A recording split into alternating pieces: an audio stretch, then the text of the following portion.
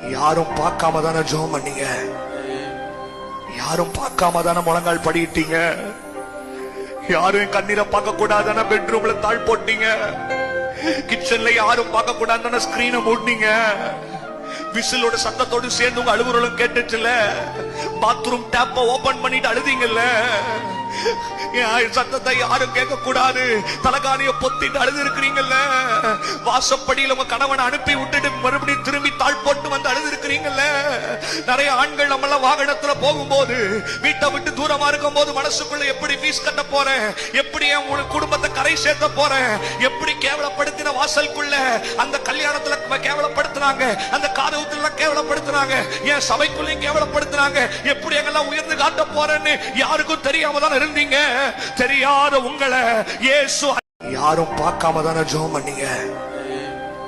யாரும் பார்க்காம தானே முழங்கால் படிட்டீங்க.